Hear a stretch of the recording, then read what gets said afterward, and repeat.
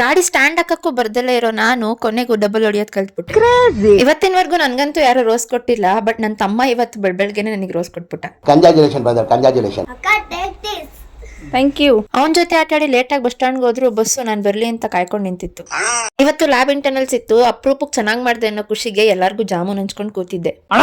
ಆಮೇಲೆ ಬ್ರೇಕ್ ಇತ್ತು ಅಂತ ನಮ್ ಟೀಮ್ ಎಲ್ಲ ಸೊಳ್ಳೆ ಪಾರ್ಕ್ ಹೋಗಿ ಸ್ವಲ್ಪ ಹೊತ್ತು ಮಾತಾಡ್ಕೊಂಡು ಕೂತಿದ್ವಿ. ಗ್ಯಾಪ್ ಅಲ್ಲಿ ನಾನು ಆನ್ಲೈನ್ ರೀಲ್ ಕೂಡ ಕ್ರಿಯೇಟ್ ಮಾಡ್ಕೊಂಡೆ, ಅಪ್ಲೋಡ್ ಕೂಡ ಮಾಡ್ಬಿಟ್ಟೆ. ಆಮೇಲೆ ಮತ್ತೆ ಕ್ಲಾಸಸ್ ಇರುತ್ತಲ್ಲ, 2 ಅವರ್ ಕ್ಲಾಸ್ ಕೇಳಿ ಮತ್ತೆ ನಾವೆಲ್ಲರೂ ಊಟಕ್ಕೆ ಅಂತ ಹೊರಟು. ನಾವೆಲ್ಲ ನಮ್ ಬಾಕ್ಸ್ ತಗೊಂಡೋಗಿ ಊಟ ಮಾಡ್ಕೊಂಡ್ರೆ ನಮ್ಮ ಅಂತನವರು ಡೈಲಿ ಆಚೆಗಡೆ ತಿಂಡಿನೇ ತಿನ್ಬೇಕು. ಸೊ ಇವತ್ತು ಒಂದ್ ಪ್ಯಾಕೆಟ್ ಗೋಬಿಲೆ ಹೊಟ್ಟೆ ತುಂಬಿಸ್ಕೊಂಡ್ಬಿಟ್ರು. ಇದ್ರ ಮಧ್ಯ ನಂಗೆ ಫ್ಲಾಶ್ ಆಗಿದ್ದೆ, ನಾಳೆ ನಮ್ ಬ್ರಾಂಚ್ ಇಂದ ಪವರ್ ಟೆಕ್ನ ಆರ್ಗನೈಸ್ ಮಾಡಿದ್ರು ಅಂತ. ಸೊ ಎಲ್ಲರೂ ಯಾವ ಸಿಚುವೇಶನ್ ಅಲ್ಲಿ ಇದ್ವು ಹಂಗಂಗೆ ನಮ್ ಬ್ಯಾಗ್ ಎತ್ಕೊಂಡು ಹೊರಟಿದ್ದೆ. ಮತ್ತೆ ಸೊಳ್ಳೆ ಮಂಚನವರು ನೈಟ್ ಎಲ್ಲ ಕುತ್ಕೊಂಡು ಪಿಪಿಟಿ ರೆಡಿ ಮಾಡಿದ್ರು. ಬಟ್ ನಾನು ಲ್ಯಾಪ್ಟಾಪ್ ಕೈಗೆ ಬಂದಿದ ತಕ್ಷಣ ಚೈ ಬ್ಲಾಗ್ಸ್ ಹಾಕೊಂಡು ತೆಕೊಂಡು ಕುತ್ಕೊಂಡ್ಬಿಟ್ಟೆ. ಅಲ್ಲಿದ್ರೆ ನಾನೇನು ಪ್ರಿಪೇರ್ ಆಗಲ್ಲ ಅಂತ ಗೊತ್ತಾಗಿ ನನ್ನ ಪಾರ್ಟ್ ಏನಿದೆ ಅದನ್ನ ಕಳಿಸಿ ನನ್ನ ಮನೇಲಿ ಪ್ರಿಪೇರ್ ಆಗ್ತೀನಿ ಅಂತ ಮನೆ ಕಡೆ ಹೊರಟ್ಬಿಟ್ಟೆ. ಹಾಗೆ ಎಲ್ಲ ಅಷ್ಟು ಎನರ್ಜಿಯಿಂದ ಇರ್ತೀನಿ. ಬಟ್ ಸಂಜೆ ಆಗೋಷ್ಟರಲ್ಲಿ ನಂಗೆ ಮೂಡ್ ಸ್ವಿಂಗ್ಸು ಅಥವಾ ಯಾರು ಕಣ್ ಬಿದ್ದಿರುತ್ತೋ ಗೊತ್ತಿಲ್ಲ, ಫುಲ್ ಸುಸ್ತಾಗ್ಬಿಟ್ಟಿರ್ತೀನಿ. ಇವತ್ತಂತೂ ಗೇಟ್ ತೆಗಿಯಕ್ಕೂ ಆಗ್ತಿರ್ಲಿಲ್ಲ, ಹಂಗೆ ತಟ್ಟಾಡ್ಕೊಂಡು ಬರ್ತಿದ್ದೆ. ಏನೋ ಮಾಡೋಕ್ಕಾಗಲ್ಲ, ನಾನು ಚೂಸ್ ಮಾಡಿರೋ ಫೀಲ್ಡೇ ಅಂತದ್ದು ಅಂತ ನಾನೇ ನನಗೆ ಮೋಟಿವೇಶನ್ ಮಾಡ್ಕೊಂಡು ಫ್ರೆಶ್ ಅಪ್ ಆಗಿ ಅಜ್ಜಿ ಕಾಫಿ ಮತ್ತೆ ರಸ್ ಕೊಟ್ರು, ಅದನ್ನ ತಿನ್ಕೊಂಡು ನಾಳೆ ಮತ್ತೆ ಲ್ಯಾಬ್ ಇಂಟರ್ನಲ್ಸ್ ಇತ್ತು, ಅದಕ್ಕೆ ಸ್ವಲ್ಪ ಹೊತ್ತು ಪ್ರಿಪೇರ್ ಆಗಿ ಊಟ ಮಾಡಿ ಇವತ್ತಿನ ಡೇನ ಎಂಡ್ ಮಾಡಿದೆ. ಸೊ ಇವತ್ತಿನ ವ್ಲಾಗ್ ಇದಾಗಿತ್ತು ಅಂತ ಹೇಳ್ತಾ ಮತ್ತೆ ನೆಕ್ಸ್ಟ್ ವ್ಲಾಗಲ್ಲಿ ಸಿಗ್ತೀನಿ. ಅಲ್ಲಿವರೆಗೂ ನನ್ನ ಪೇಜ್ನ ಫಾಲೋ ಮಾಡ್ಕೊಳ್ಳಿ. Thanks for watching.